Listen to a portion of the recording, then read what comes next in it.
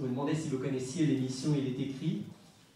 Au cas où certains d'entre vous ne connaissent pas cette émission, je vous encourage à pouvoir soit la regarder à la télévision. Vous savez que c'est tous les dimanches matins, c'est tôt pour un dimanche matin, c'est à 8h sur le canal V.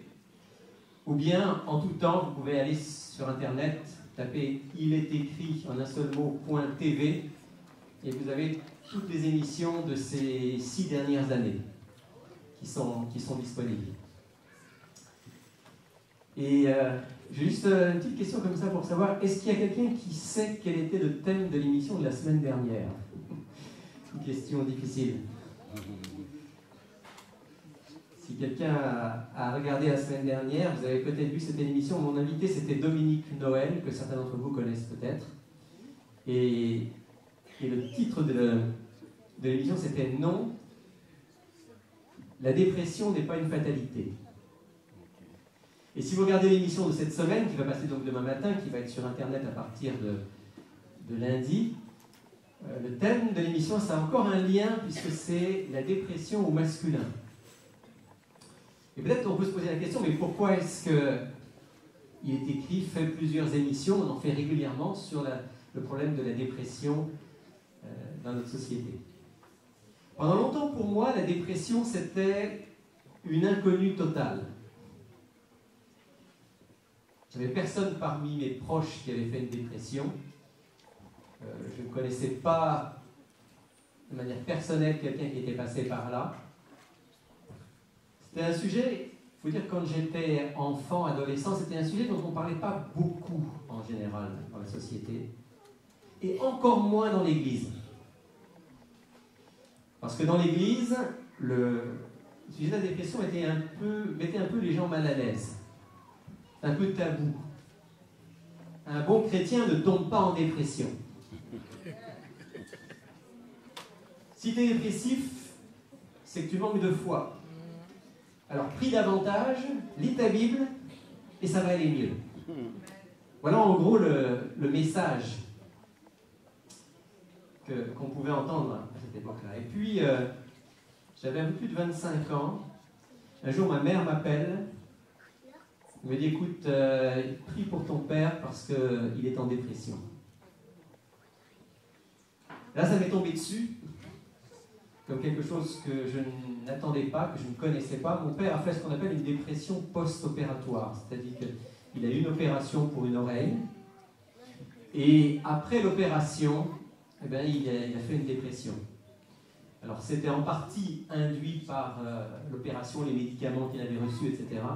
Mais ça avait été préparé, sans qu'il le sache, pendant des années, par un certain nombre de choses dans son style de vie qui le prédisposaient à la dépression, et ça je l'ai compris plus tard. Et donc, j'ai découvert avec mon père que la dépression touche beaucoup de gens, y compris les croyants, et même que la dépression a atteint des personnages bibliques. Et aujourd'hui, ce que j'aimerais faire pendant quelques minutes, c'est m'intéresser avec vous à une expérience biblique pour voir comment s'est manifestée dans la vie de ce personnage la dépression et voir comment Dieu l'a aidé à en sortir. Si vous êtes intéressé par ce sujet-là, j'aimerais juste vous dire que la bonne nouvelle, c'est que non, la dépression n'est pas une fatalité. On peut, dans bien des cas, la prévenir, et si un jour on est atteint par la dépression, on peut s'en sortir. Contrairement à ce que beaucoup pensent quand ils sont dans cet état-là, ils ne voient pas comment ils vont s'en sortir, mais grâce à Dieu, et grâce à un certain nombre d'éléments que Dieu nous a donnés, on peut en sortir. Si vous connaissez des gens qui, en ce moment, souffrent de dépression ou bien d'anxiété profonde, si peut-être vous-même vous êtes atteint par cela, vous avez été atteint par cela, vous vous sentez fragile, je veux juste vous dire qu'au centre, il est écrit, à partir du 25 mars, il va y avoir un programme qui va être présenté, qui s'intitule « Surmonter l'anxiété et la dépression ». C'est un programme sur 8 semaines. Et si ça vous intéresse, ou si vous connaissez des gens qui peuvent être intéressés, venez me voir, et je vous laisserai un petit prospectus comme ça, sur lequel vous avez toutes les informations pour savoir comment y participer. Je veux dire qu'au centre il est écrit, ça sera la 7e fois qu'on le présente. À chaque fois, on a eu entre 10 et 25 personnes présentes. Et pratiquement à chaque fois, il y avait entre un tiers et la moitié des personnes présentes qui étaient des gens de l'Église. Ce qui signifie que la dépression n'est pas seulement quelque chose qui touche le monde en général autour de nous, mais qui touche aussi notre Église. Et non, la dépression n'est pas une fatalité, mais par la grâce de Dieu, on peut en sortir. C'est ça la bonne nouvelle. J'aimerais aussi vous dire que si vous êtes intéressé à pouvoir mieux connaître le sujet et peut-être aider des gens qui en ont besoin, il y a du matériel qui existe. Grâce au travail du ministère Mieux Vivre, que vous connaissez peut-être à Saint-Georges-de-Beauce, associé à Il est écrit, il y a par exemple tout le matériel du Dr Nedley, médecin adventiste des États-Unis, qui est maintenant disponible en français. Ce livre, qui s'intitule Surmonter l'anxiété et la dépression, le cahier d'exercices qui va avec, pratique pour aider les gens, et même pour ceux qui s'intéressent, un coffret de DVD où le Dr Nedley présente lui-même, avec traduction en français pour ceux qui en ont besoin, tout son programme, celui que nous présentons en ce moment au centre Il est écrit. Alors c'est ma petite page publicitaire, mais c'est surtout parce que je pense que c'est un très bon matériel, qu'il faut que vous sachiez qu'il existe, et que si pour vous ou pour des gens autour de vous, à un moment vous en avez besoin, sachez que à Il est écrit, ce matériel est entièrement disponible. Amen. Personnages bibliques qui ont vécu un moment de dépression. Job. Vous connaissez l'histoire de Job. Je sais qu'il y a aussi un Job, au moins ici, dans cette église.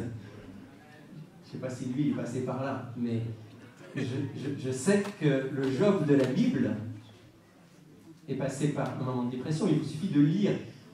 Quand on parle de Job, souvent on dit ah, Job, c'est quelqu'un qui a été résilient, qui a été persévérant dans la foi. C'est vrai.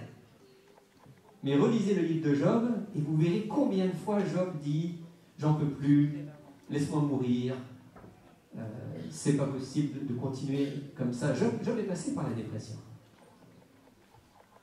Moïse, lisez Nombre chapitre 11. Et vous verrez que Moïse dit à Dieu, Seigneur, j'en ai assez de ce peuple, c'est trop lourd pour moi, laisse-moi mourir. Ça, c'est le discours de quelqu'un qui au moins a été déprimé. Je ne sais pas si Moïse a été en dépression pendant longtemps, mais au moins pendant une certaine période, il a été profondément déprimé. Salomon. Lisez le livre de l'Ecclésiaste. Salomon est quelqu'un qui a été un homme plein de sagesse, attaché au Seigneur. Mais c'est aussi un homme, vous le savez, qui dans un moment s'est détourné du Seigneur, s'est mis à vivre. Il a recherché le plaisir autant qu'il le pouvait dans toutes les directions. Et quand on vit uniquement pour le plaisir, sans contrainte, un jour ou l'autre, on est frappé par les conséquences de cela. Et Salomon est tombé en dépression.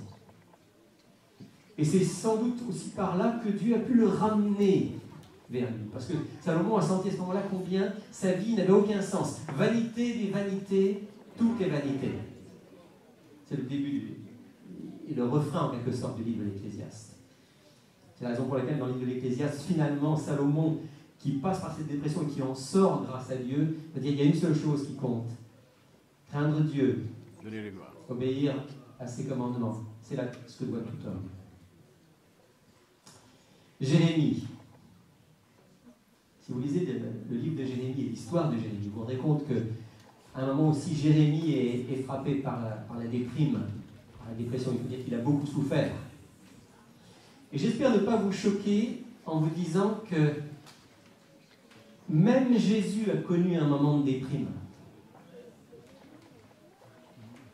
Jésus a dit dans l'évangile de Jean, chapitre 12, verset 27, je veux le lire avec vous parce que, pas que ce soit moi qui parle, Jean 12, verset 27, « Maintenant, mon âme est troublée. Et que dirais-je? Délivre-moi de cette heure, Père. Mais c'est pour cela, pour cette heure, que je suis venu. » Et dans Matthieu 26. Et là, vous savez que ça se situe au tout dernier moment de la vie du Christ. Matthieu 26, verset 36 et suivant. Jésus est à Gethsémanée, il dit aux disciples, « Asseyez-vous ici pendant que je m'éloignerai pour prier. » Il prit avec lui Pierre et les deux fils de Zébédée. Il commença à éprouver de la tristesse et des angoisses. Il leur dit alors, « Mon âme est triste jusqu'à la mort.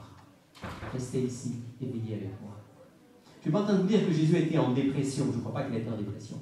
Mais Jésus a su ce que c'était de vivre un moment de profonde angoisse et de dépression temporaire profonde.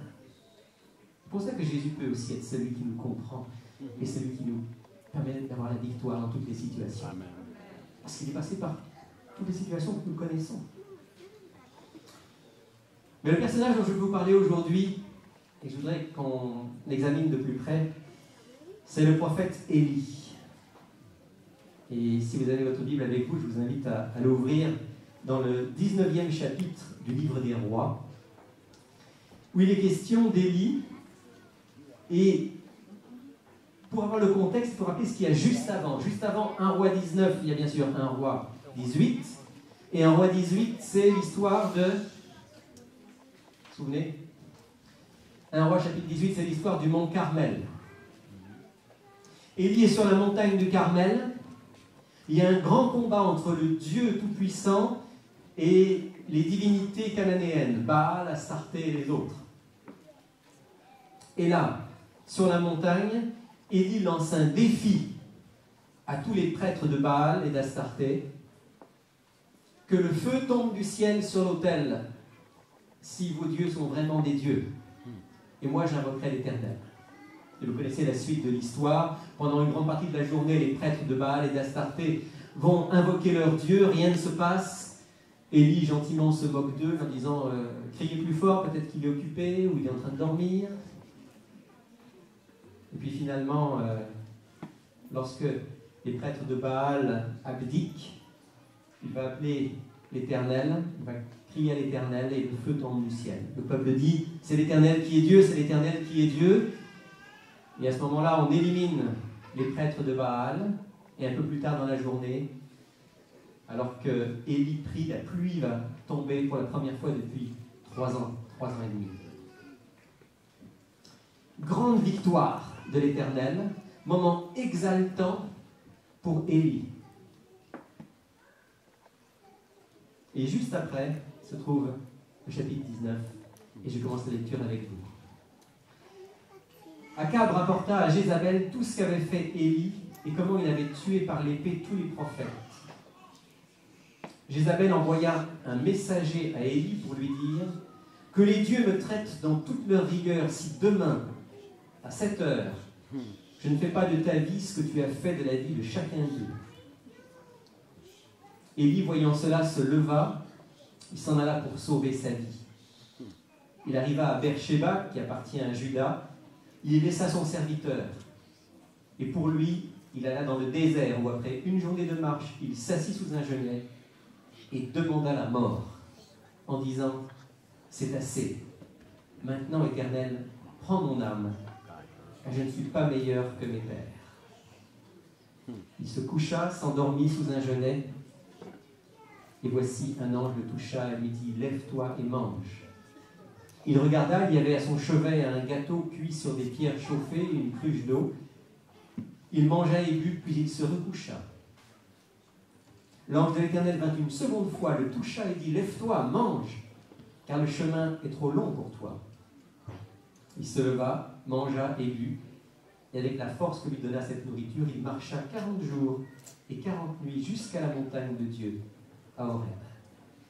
Vous voyez, ici, vous avez la description de ce que Élie vit juste après le Carmel, et clairement, c'est de la dépression. Quels sont les signes de la dépression d'Élie? Il y en a plusieurs. La première chose, c'est que, au verset 3 et 4, on voit que Élie va se mettre dans l'isolement complet et volontaire. En entendant que Jézabel veut le mettre à mort, il s'enfuit pour sauver sa vie, il arrive jusqu'à Beersheba, et à Beersheba, il dit à son serviteur, reste là, moi je vais tout seul dans le désert. Il veut voir personne. Et très souvent, pas toujours, je vous expliquerai tout à l'heure qu'il y a plusieurs formes de dépression et de manifestations de la dépression. Mais très souvent, quand on est en dépression, on n'a pas envie de voir le monde. On s'isole. On reste seul dans son coin. Parfois, les gens déprimés vont rester dans leur appartement, dans leur chambre, pendant des jours et des semaines, sans voir personne. C'est exactement ce que vit Élie ici. Il veut voir personne, il va au désert. Isolement complet. Deuxième élément qu'on reconnaît comme un signe de dépression, il s'assied sous un genêt et il demande la mort en disant « c'est assez ». Donc, je vous demandais si vous connaissiez l'émission « Il est écrit ». Au cas où certains d'entre vous ne connaissent pas cette émission, je vous encourage à pouvoir soit la regarder à la télévision. Vous savez que c'est tous les dimanches matins, c'est tôt pour un dimanche matin, c'est à 8h sur le canal V.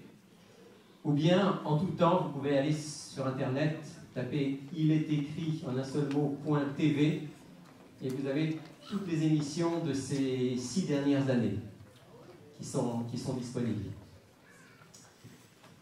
Et j'ai juste une petite question comme ça pour savoir, est-ce qu'il y a quelqu'un qui sait quel était le thème de l'émission de la semaine dernière? Une question difficile.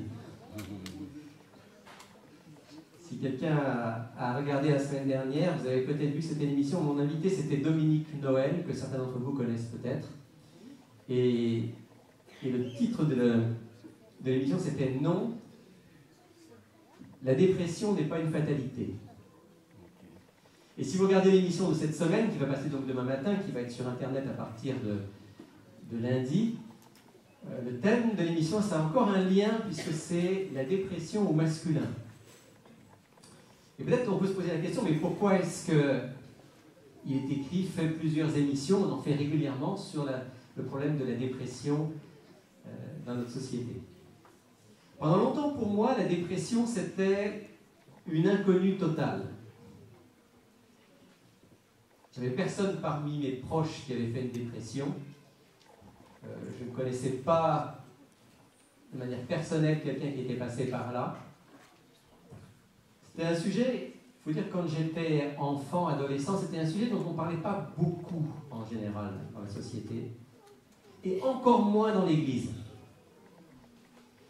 Parce que dans l'Église, le sujet de la dépression mettait un peu les gens mal à l'aise. C'est un peu tabou. Un bon chrétien ne tombe pas en dépression. Si tu es dépressif, c'est que tu manques de foi. Alors, prie davantage, lis ta Bible, et ça va aller mieux. Voilà en gros le message qu'on pouvait entendre à cette époque-là. Et puis, j'avais un peu plus de 25 ans. Un jour, ma mère m'appelle. Elle me dit, écoute, prie pour ton père parce qu'il est en dépression. Là, ça m'est tombé dessus, comme quelque chose que je n'attendais pas, que je ne connaissais pas. Mon père a fait ce qu'on appelle une dépression post-opératoire, c'est-à-dire qu'il a eu une opération pour une oreille, et après l'opération, eh bien, il a fait une dépression. Alors, c'était en partie induit par l'opération, les médicaments qu'il avait reçus, etc. Mais ça avait été préparé, sans qu'il le sache, pendant des années, par un certain nombre de choses dans son style de vie qui le prédisposaient à la dépression, et ça je l'ai compris plus tard.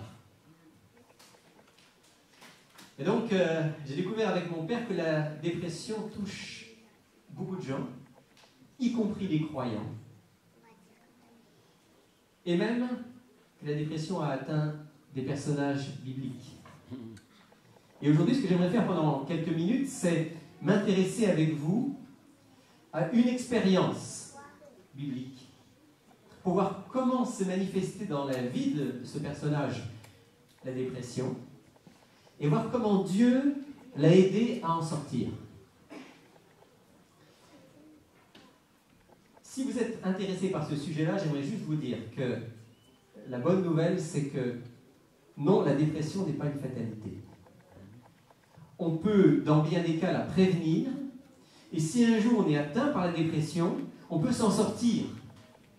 Contrairement à ce que beaucoup pensent quand ils sont dans cet état-là, ils ne voient pas comment ils vont s'en sortir. Mais grâce à Dieu et grâce à un certain nombre d'éléments que Dieu nous a donnés, on peut en sortir.